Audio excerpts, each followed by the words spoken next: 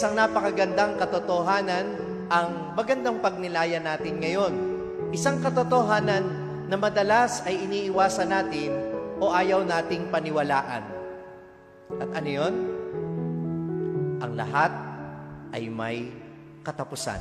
Kahit gaano tayo kasaya sa buhay natin ngayon, at kahit gaano tayo ka-stress ngayong 2020, maging ang taong ito, ang buhay natin, at anuman dito sa mundong ito, may katapusan.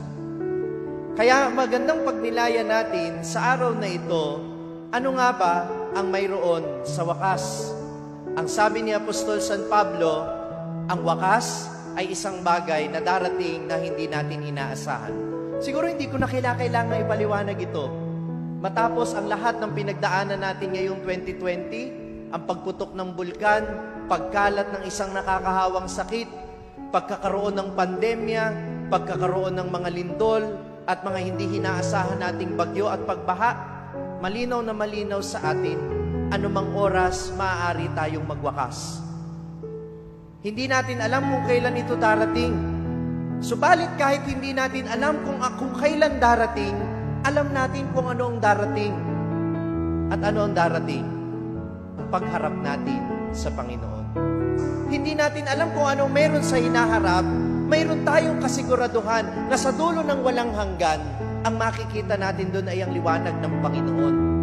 Sa wakas ng ating buhay, ang dadatnan natin ay ang Panginoon. Doon sa tarangkahan ng walang hanggang kaliwanagan, magsusulit tayo sa Kanyang harapan. At yan ang sinasabi sa atin ng mabuting balita ngayon.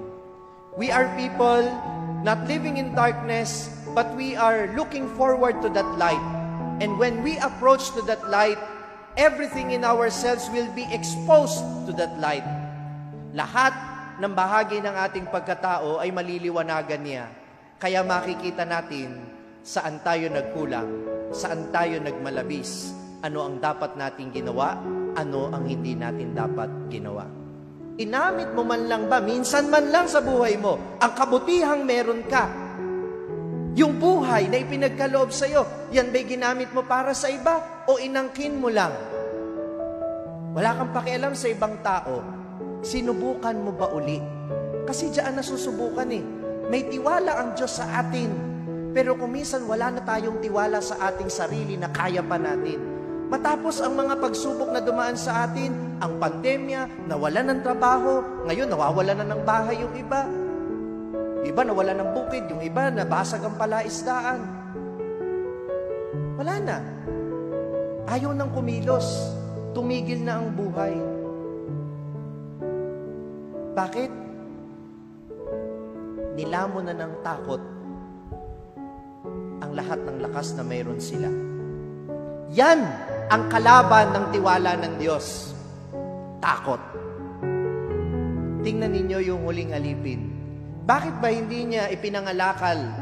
Kasi natatakot siya doon sa amo.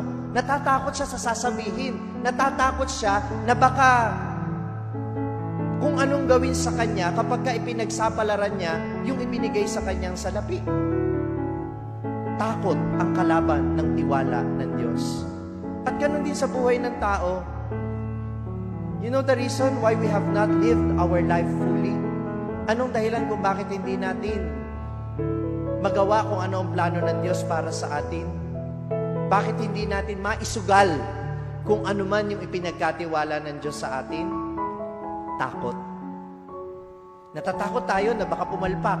Natatakot tayo na baka pag nagsumikap tayo, baka gano'n na naman, bagyuhin na naman. Mauwi na naman sa lahat.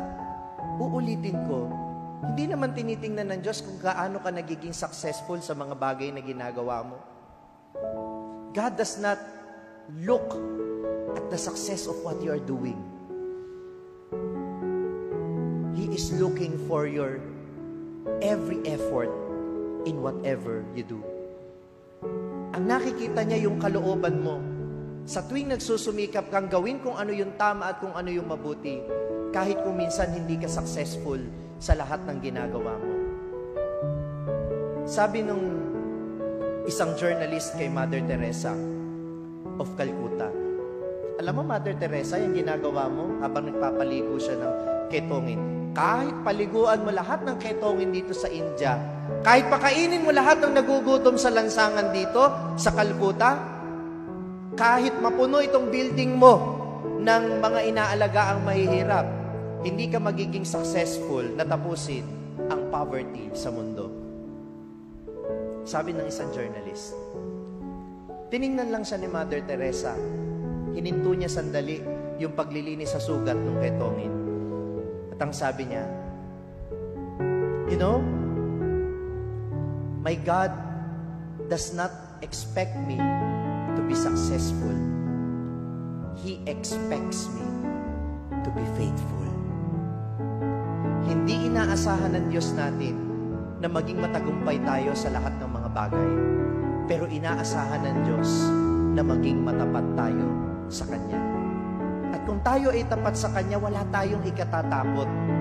Kung ang nakikita natin sa lahat ng mga bagay ay yung wakas na magsusulit tayo sa Panginoon, ano ngayon kung mabash ako? Ano ngayon kung maraming sabihin ng ibang tao dahil sa mabuting ginagawa ko?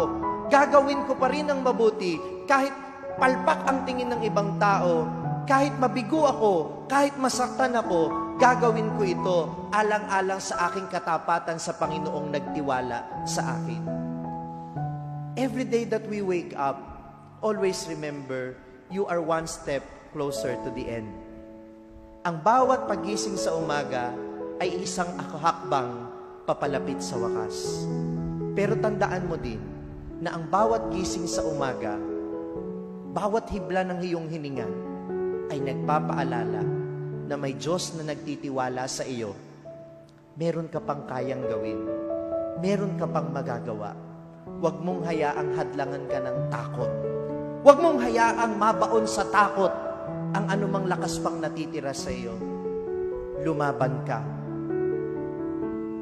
Maaaring hindi 3,000, maaaring hindi 2,000, maaaring 1,000 na lang ang natitira at mayroon ka.